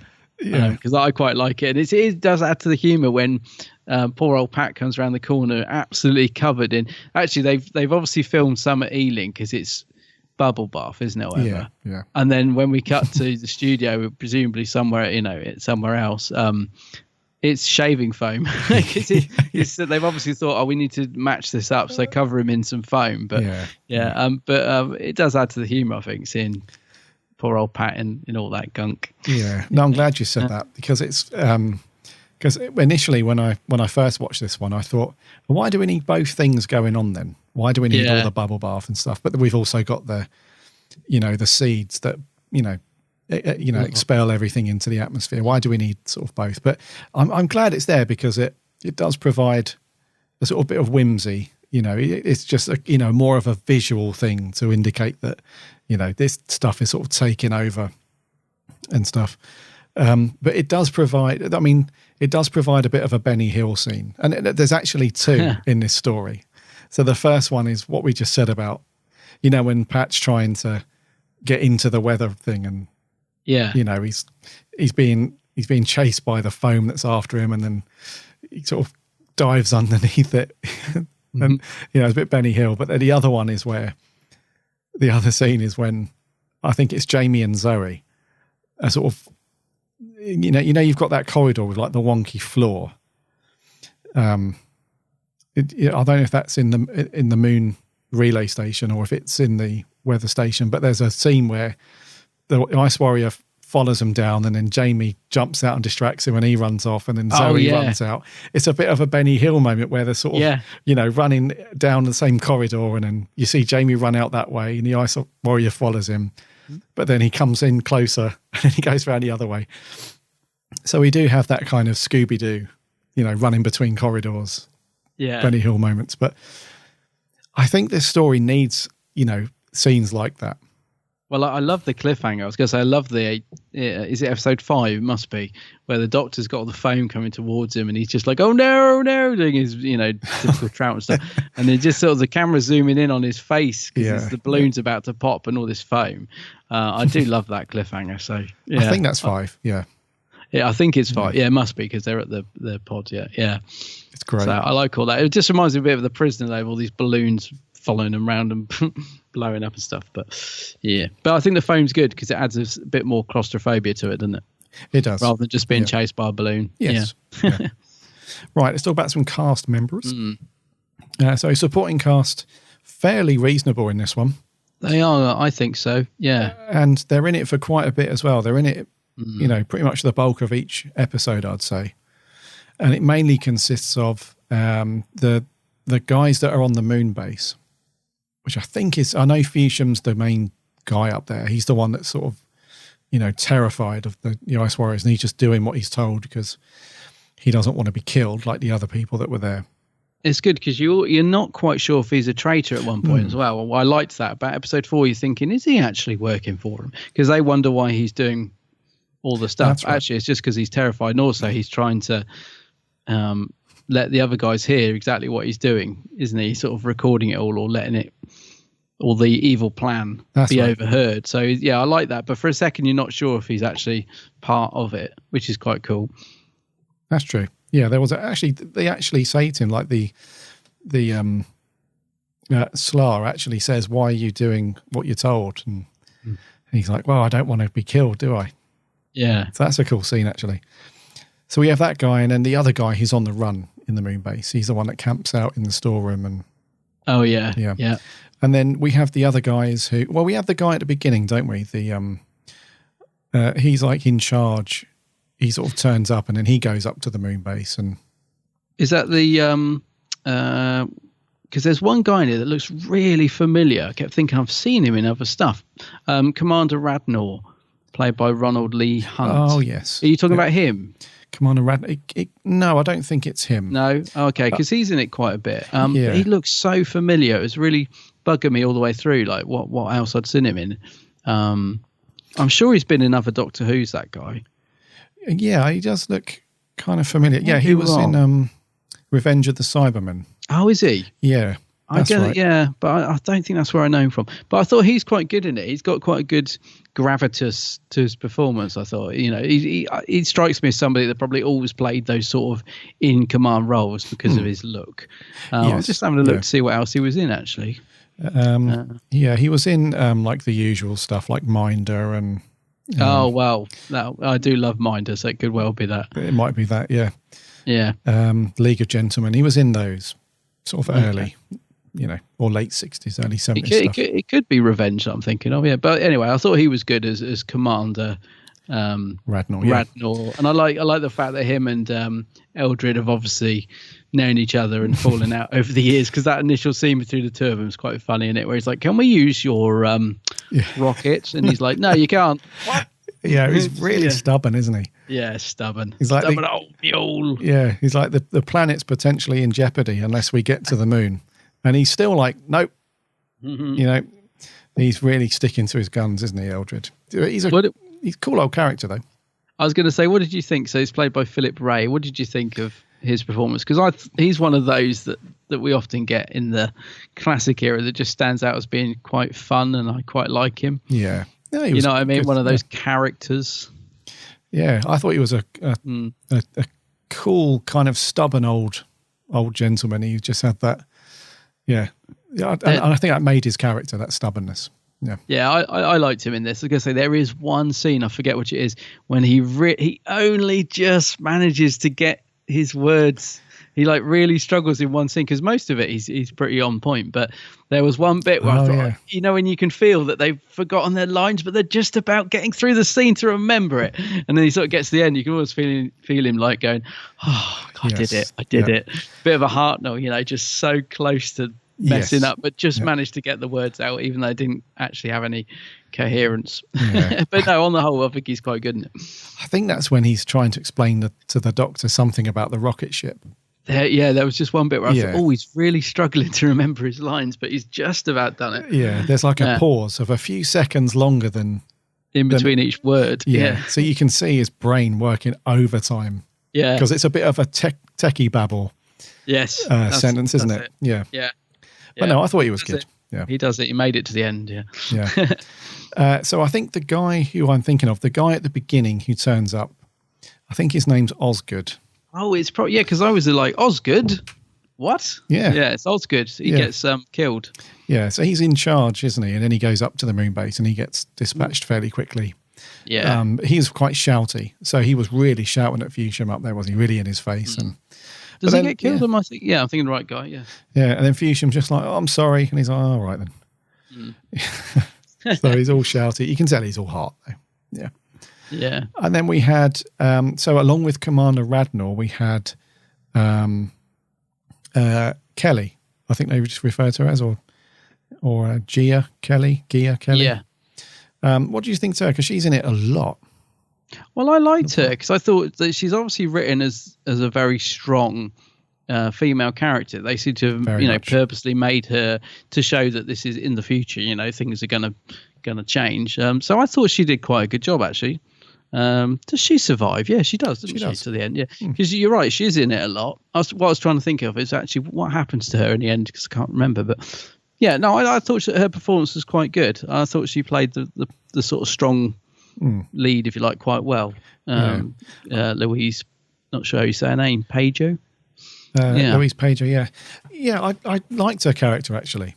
It was one of those early examples of who sort of pushing, a strong female character to the front, because she never lets up. A bit no, because there's a thing where you might think that Radnor might sort of overrule her, but she's having none of it, sort of thing.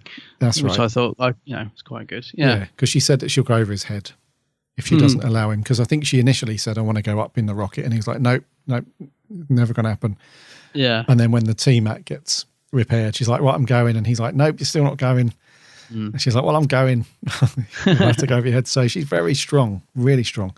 Yeah. And it was cool to see a character survive as well, because the last thing you want is this very strong female character, really doing the business throughout the whole story, and in the end, they just get bumped off. So I think at the end she just says, well, now the T-Mat's repaired, it's business as usual, but we're going to put some fail safes in, and that's when Eldred's like, "Have you not learnt your lesson? We need rockets," and all that lot. And she just, carries on as she does. Yeah, that's right. Yeah.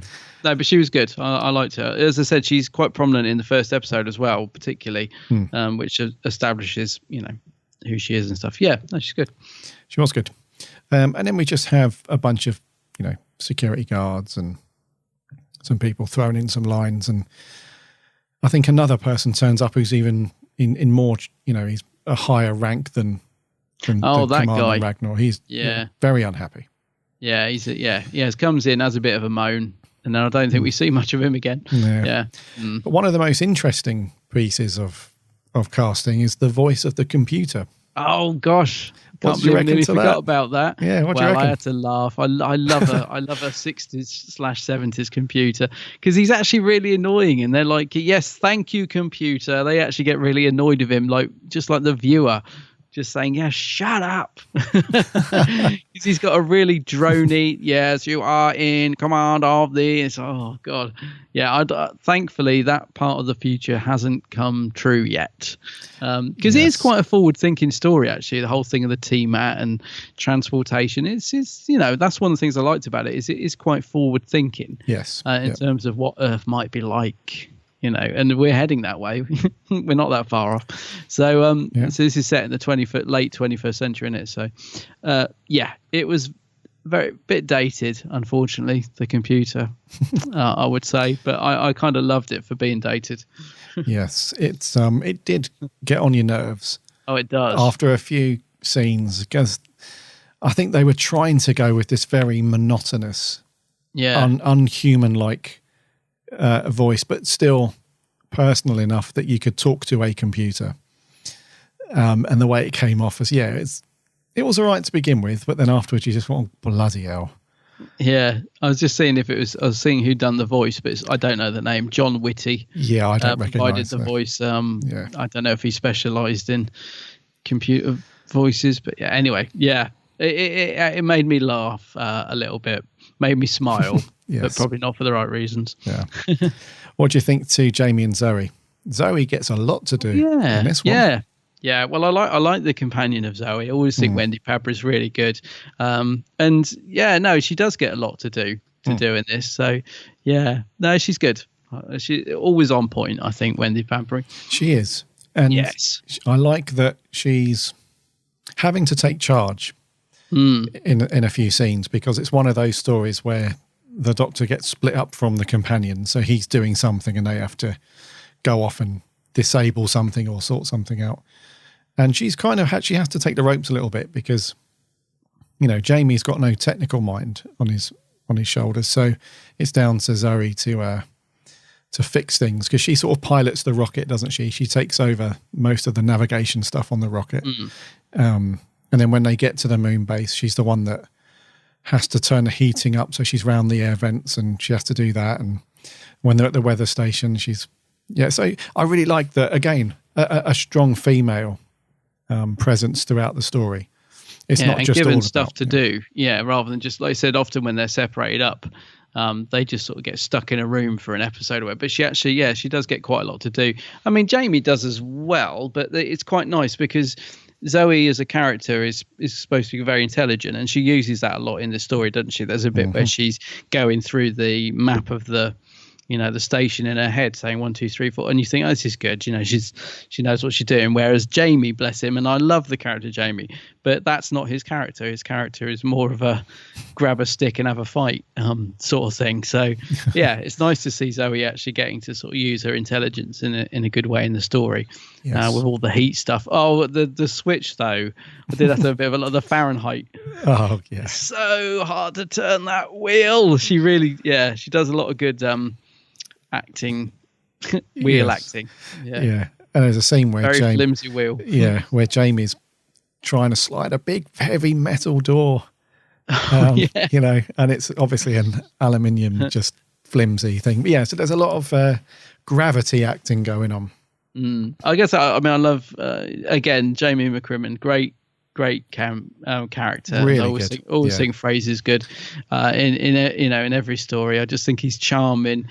He doesn't get a lot to do with Pat in this story, which is a lot of the time the things I love about Jamie is the little moments we get between the second Doctor and Jamie. You know, when they accidentally hold hands or some silly little moment like that. We don't get much of that in this, so he doesn't.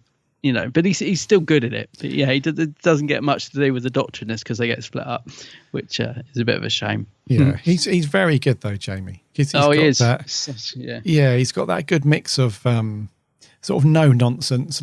I'm up for it. Let's just do what we've got to do and let's get stuck in. Yeah. But he's also got a bit of empathy about him as well. He's he knows what's going on. He's not just a mercenary. He knows exactly what's at stake, and he knows what's going on. So they're a really good TARDIS team, actually, aren't they? Because they're three very, very different characters. Yes. But the interaction between these three, I always think is gold dust on camera. Yes. Yeah. And like you say, he doesn't have too much of an interaction with the Doctor in this one, but the a couple of scenes there is a bit of banter going on. So he's like, he says something like,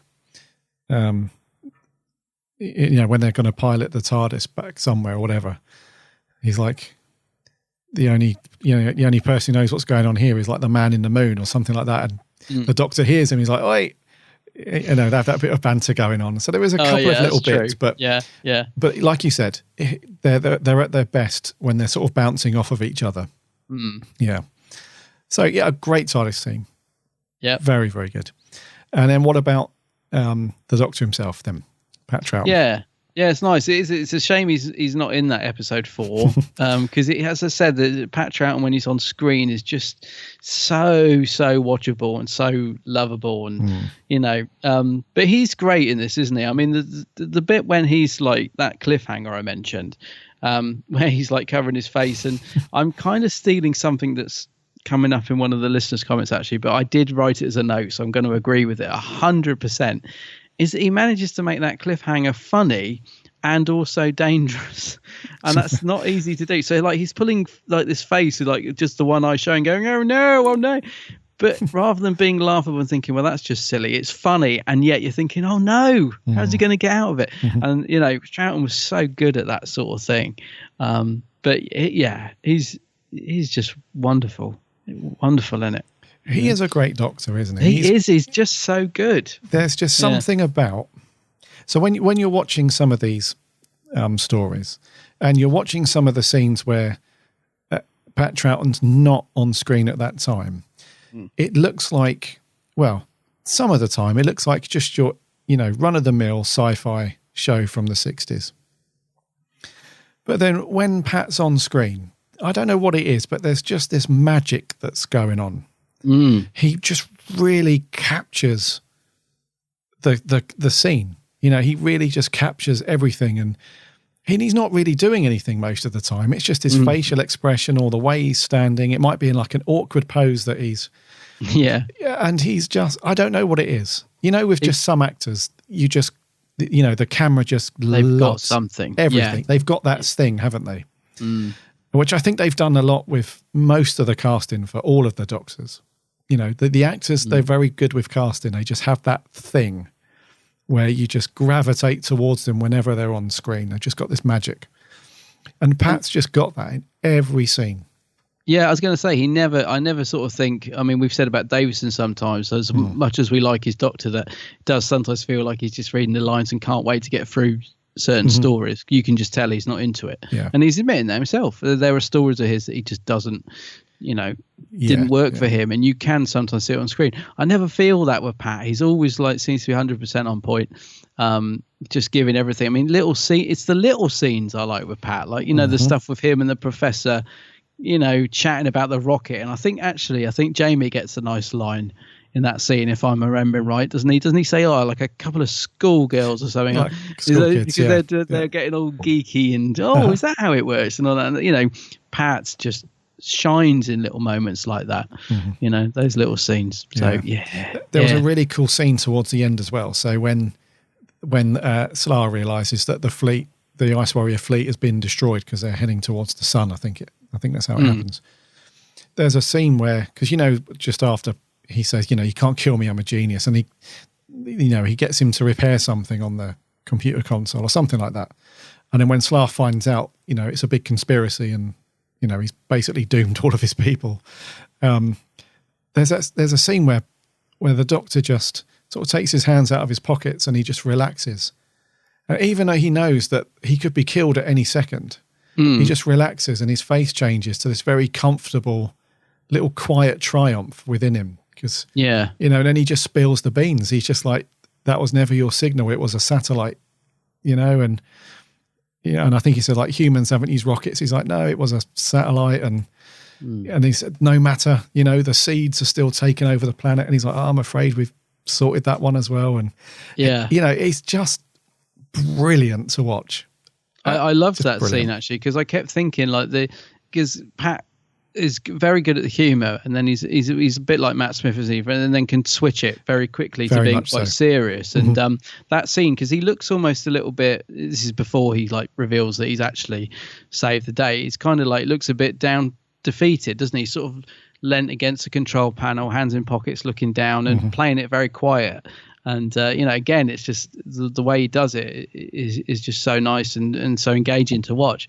But I did think if it had been written slightly differently, if you think about what the Doctor's doing, it's actually quite dark. I mean, you're comparing it to like the Fifth Doctor, who was trying to do everything to save the Sea Devils and Ice. And what did I get mixed up? Sea Devils and Silurians in Warriors of the Deep, which we reviewed a couple of episodes back. So in that one, you know, the Doctor's doing anything he could not to wipe out this race. Whereas in this one, the second Doctor, who we see as very light-hearted, jokey and fun, has just sent all those Ice Warriors to their death. Now, I know he didn't have a choice because he's got to save the world. And I think he makes some comment, doesn't he, that you were going to kill because Slar questions him, doesn't he? He says, you've just killed my race of how many... Which is quite dark if you stop and think about it for a second. For the second Doctor, he's just sent them all into the sun or whatever. And Slar brings him up on that, doesn't he? But he says, well, you would have wiped out the whole civilization. So, you know, kind of put it on yourself. But it is, you know, we think of the Doctor as being quite light, but he does have these, you know, he has to make tough choices as well. Yeah, he does have these little moments, doesn't he? Where you think, don't be fooled. That's what I love about Troughton's Doctor, actually. Don't be fooled. Yeah. Because, this cosmic hobo, but at the heart of it, he's still that Doctor, isn't he? That he will do anything. Yes. To get the right answer. Yeah. So I love that. Safe to say, then, that Troughton's, you know, just on form, as always. Yeah, definitely. I mean, it's such a shame so much of this is missing, because I think every Troughton story we've reviewed or I've seen, I'm struggling to think of anyone where I think, do you know, Troughton's really not very good in that one, or I mean, it might come, as I said with this story. I don't remember it at all, so it could happen. But it's I don't know. Every story we've reviewed, he's just a joy to watch. It's been brilliant. Yeah. Rightio then. Anything you want to mention before we throw our scores up there? No, not really. But I did wonder what you thought of the music, because it was quite loud. It kind of worked pretty well in it, but there were some scenes where I couldn't hear the dialogue. The opening scene, it's really loud in some parts. Oh, yeah. But it was quite good in most of it. But I did find it's a bit loud. Yeah. There's one bit where I think it's the last episode where it's as if they've turned the volume up to 11. Oh, I read you. Yeah. in the climax of the story. But no, I thought it was quite good. But yeah. Did you think it was a bit loud in places? Slightly, yeah, but that's a common thing with... It's stock music, isn't it? It's clearly not written for I assume it is anyway, is it? Or was it... It's not Dudley, is it? It is Dudley. It's Dudley, Simpson. Okay, I'll say... I mean, I do like it, but yeah, I did notice it did drown out a bit of dialogue in a couple of places. Yeah, there was the opening scene with the model of the moon and so on, and that first build-up into the first episode. I love that music. It's really piano-y. Recognisable. It's just a great piece of music, and for the most part, it's really good. But there are a few scenes where I don't think it's Dudley Simpson's fault, but I think the sound mix, which seems to happen on quite a few classic Who stories, where they really pump the music up, especially when there's a lot going on. And it might have been mixed in live. I don't know at the time, but anyway. I just thought the music was good, but yeah, sometimes a bit loud. Yes, snap. Says a granddad here in the corner. Anyway, overall, it was pretty decent. Overall, then, whose turn is it to go first? I can't remember. I think it's me this week. Cool. Shoot. I'm going to go with an 8 out of 10 for this one. An 8 out of 10? An 8 out of 10, yeah. Ah, that's interesting. Have you gone for an 8 as well? Yeah. Cool. Another snap. Yeah, snap. No. So we're almost like Colin Baker and completely out of time. Yeah, Pat. Yeah. So 8 out of 10 for me is because it's just a solid classic story with lots to enjoy. A little bit slow in places, a little bit repetitive in other places, but overall, just a solid watch. And initially, I gave it a 7. But then I thought, no, Pat's just brilliant in this one. So it goes up to an 8 for me.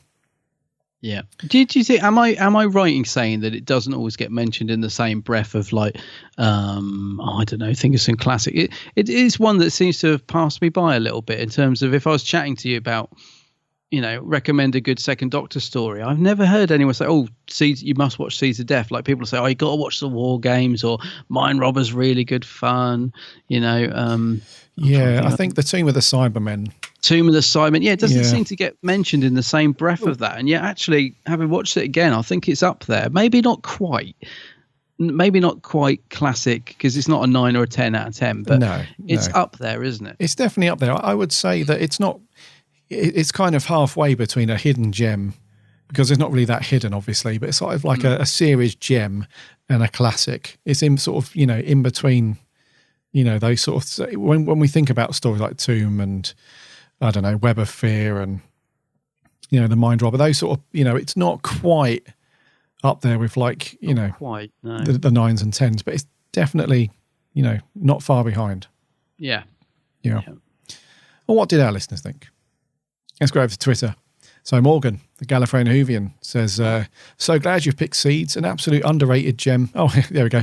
An underrated gem of the classic era and a perfect demonstration of how to do base under siege with a really claustrophobic feel to it. The Ice Warriors are excellent villains, and 2, Jamie and Zoe, are the dream team. They are good. And his usual very specific score of 8.4. Okay. Out of 10. Awesome. Mike Friendly says, I absolutely love this story. One of my fave Troughton stories for sure. I adore it in part 1 when you can't see the Ice Warrior while it's talking. Just a brilliant story. 9 giddy ants out of 10 for me. Love it. Let's have a look. Anything else on Twitter? There was one more, I believe. Sarah Louise Baggett, the Running Whovian, says, I haven't watched this one before. Wasn't able to see all 6 parts, but from the 4 parts I did see, it was classic Who at its best. Troughton played the Doctor brilliantly, and I enjoyed Zoe and Jamie, the companion team. We'll definitely finish watching it, and we'll definitely go on to buy the DVD.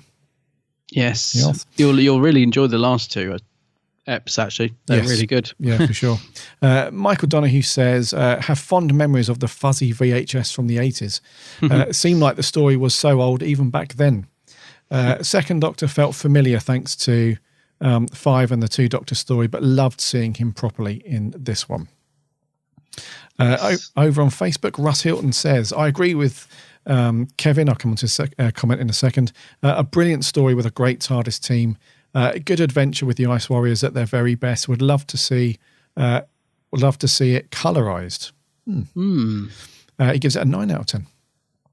And then Kevin's comment, which he mentioned there, it just says, utterly brilliant. I'm going to do this in the voice then.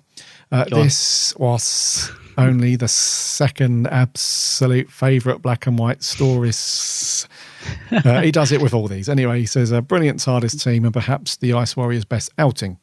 It could be argued that it's an episode too long, but that doesn't ruin the adventure at all. Love it so much and give it a well-deserved 10 out of 10. 10 out of 10. Cool. Yes. Martin Arnold says, Troughton had some glorious adventures, although I prefer the tone of the first Ice Warriors story. Or as Adam likes to call them, Sea Devils, smiley face. Yeah, I always get them mixed up. He says, this is a great sci-fi story. My favourite of all the Who genres. Plus, there's a great foam party. Oh, wait, it's actually a deadly poison designed to kill humanity. Save me, Jamie. Joking aside, my only complaint is that the vocal slurping of the Ice Lord is a bit OTT. A great villain, though. I give it an 8 Mars invasions out of 10. Hey, cool. Sammy Satine from Down Under says, excellent story. It's a bit weird for me seeing the Ice Warriors in black and white. Love the TARDIS team and the second Doctor. Nice that Canberra got a mention. Yeah. She gives it an 8 out of 10. Joseph Howarth says, this is actually better than when I originally watched it. When I first watched it, it was bad, but now it is very good. Ice Warrior story, plenty of action, suspense, and Troughton gives a memorable performance here. I'll say this and I'll say it again. Why is Zoe a companion that doesn't get talked about a lot in Who fan base? She's absolutely brilliant. And she's smart and she's equal to the Doctor and one of my favourite companions. Very underrated. Good point, actually, yeah. Weird seeing the Ice Warriors in black and white when I'm so used to seeing them in colour, but that's just me. Otherwise, this is a brilliant story, highly recommended, 9 out of 10. Okay, yeah, 9 out of 10. And lastly, George Puddy says, good story. Troughton is on top form as the Doctor, and the Ice Warriors are better than they've ever been. The whole TARDIS team gets something to do, and the idea of the rocket is a great one. One thing I will say is, like a lot of the early Doctor Who, it suffers from too long syndrome. And the story could have been easily narrowed down to 4 parts. But overall, it's still very good. I give The Seeds of Death a 7 out of 10. Decent. Indeed. Anything over on the Geek Sandbag page? Yeah, I had a couple. Just before I read these out, just for some reason, you talking that person saying about colorizing, it just made me think that my partner had one comment about this story. He asked why they were wearing their pants on the outside of their... Oh, yeah. Yeah. And I was like, no, it's not. And I was thinking if that was in colour, it might be more clear. But they have got, it does look like they're wearing their pants on the outside of their trousers, like doesn't it? Electric tape in a sort of a Y front pattern. Yeah. It'll be all the rage in the 21st century. Yep. Anyway, the comments on the Geek Sandbag. So Patrick Sherwood says it's one of the second Doctor's best episodes. He loves the Ice Warriors as well as Jamie and Zoe. He gives it a 9.5 out of 10. Cool. Dean Jones, great story filled with memorable characters and strong performances. Plot is very engaging with fantastic villains in the Ice Warriors. For the limited budget, the production values are good and it's well directed. A tiny bit long. He says the Grand Marshal doesn't look or sound great. What about all that glitter, Dean? He says this is second Doctor gem, 9 out of 10. Charlie Turner, one of the best. He says my second favourite Ice Warrior story. Oh. Second favourite, okay. The thing I love the most about it is the direction, which makes for really great television. 9 out of 10, he says. So I wonder what his first favourite is. Have to tell us. Alex, oh my god, you'd love this surname. Alex Kafatazigulula. I can't. Sorry, Alex. Yeah, Alex. Jinx. Alex Caff says the first story, along with Death to the Daleks, that I bought on VHS. One of the two, I preferred this story out of the two. Probably my favourite Ice Warrior story as well. An underrated gem, he says. The cliffhanger to part 5 is a joy. He gives it 8 out of 10. Apologies for not being able to pronounce your surname, Alex. Right, and finally, Bradley Willard says, fantastic Ice Warrior story, much better than the original in his opinion. The Martians themselves are represented in a very creepy fashion here and serve as a genuine threat for the Doctor, Jamie and Zoe. Plus, I don't think the longevity of the 6 parts impends on my enjoyment of the serial. It's truly a brilliant watch from start to finish. Certainly one of his favourites from the Troughton era. He gives it a 8 out of 10, same as me. I see. Yes. Some high scores there overall. So yeah, actually, yeah, all highs pretty much, aren't they? Nobody bashing it. Yeah, I didn't hear many complaints really. No, that's good. Good stuff. Thank you so much, everybody, for sending in your reviews. Next week, we're fast forwarding to modern Doctor Who. Yes. So what is it for next week? Oh, yes. It's a 7th Doctor story. It's one that did I say 7th? Yeah. Oh, losing the plot. 10th Doctor even. Got 7th on the road. 10th Doctor story. It's one I was convinced we'd done. This keeps happening. We must have chatted about it. Anyway, it's the Shakespeare Code next week. Which is, and are you sure we haven't done it? We haven't done it, have we? We must have just chatted about it. I saw it when you put it on there. I was thinking, sure we've done that one. But no, we haven't. So we will be. Shakespeare Code. Yes. That's Martha Jones, isn't it? Yes. Martha Jones. Yes, it is. Yeah. Actually, I'm just looking to see which. So it's Series 3. Yeah, it's one of the ones you haven't done, actually. We've done quite a few from Series 3. This one, the Dalek 2-parter, Human Nature, we haven't done. So, yes, Witches. And Shakespeare. Yes. A rock and roll Shakespeare, if I remember rightly. Yeah, I saw this one recently. They put it, we have a channel in the UK called W that used to be Watch. And they show Doctor Who pretty much all the time. So this was on a couple of weeks ago, I think. All right. I haven't watched it through it. Ages. Yeah, seeing through it. So get your Blu-rays, DVDs, iTunes, Netflix, whatever medium you choose, just get it watched for next week, because we'll be asking for your thoughts on it. And I think we're going to do there for 175. Yeah.